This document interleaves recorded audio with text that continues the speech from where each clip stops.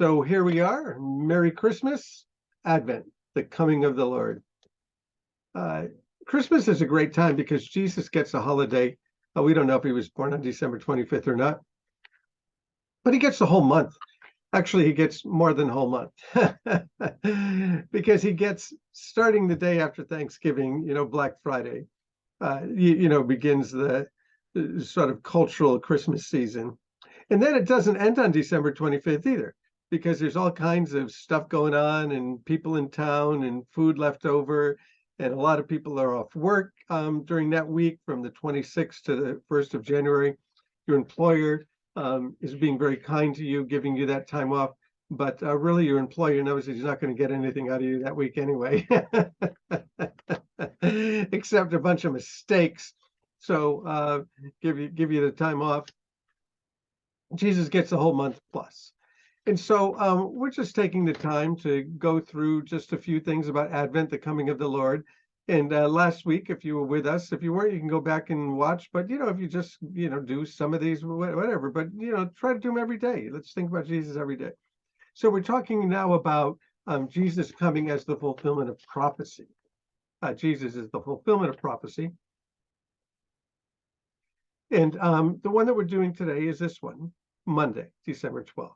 The Messiah will be born in Bethlehem. Now, Bethlehem is, you'll see this sometimes if you're driving down the road, you'll see synagogues and they're called Beth El. El is God. Beth is being house. So it's the house of God. Cool name, really, right? The house of God. Well, Bethlehem is the city of bread. Jesus said, I am the bread of life.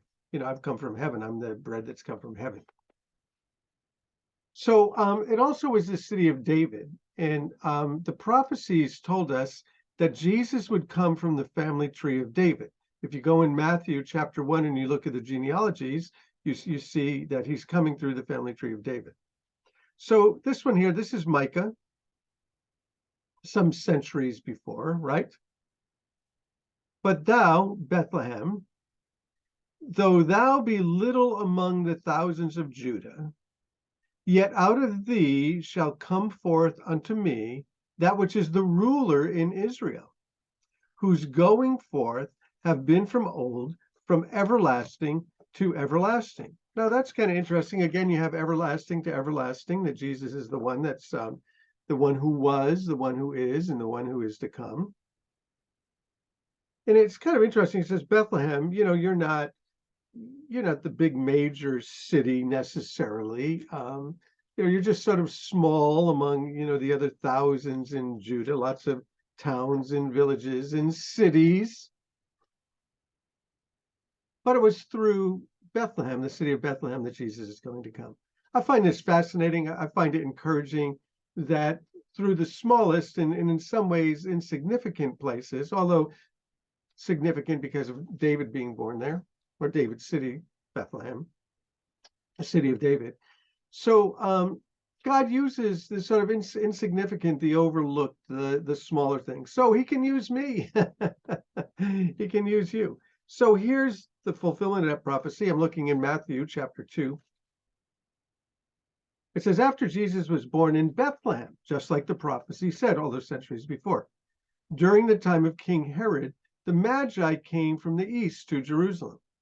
And they asked, where is the one who is born the King of the Jews? Well, that's what it says. He'll be the ruler in Israel. Now, Micah is prophesying this centuries before. They're looking for the king. We saw his star when it rose, and we've come to worship him. And when Herod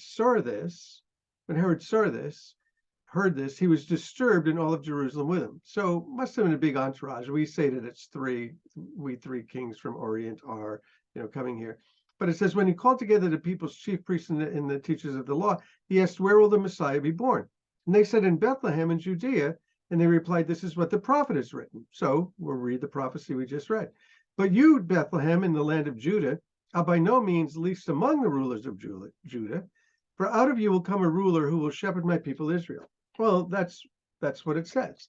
So the interesting thing here is that the religious leaders and the scribes and the teachers of the Old Testament scripture, they knew the prophecies and they knew that the Messiah would be coming out of Bethlehem.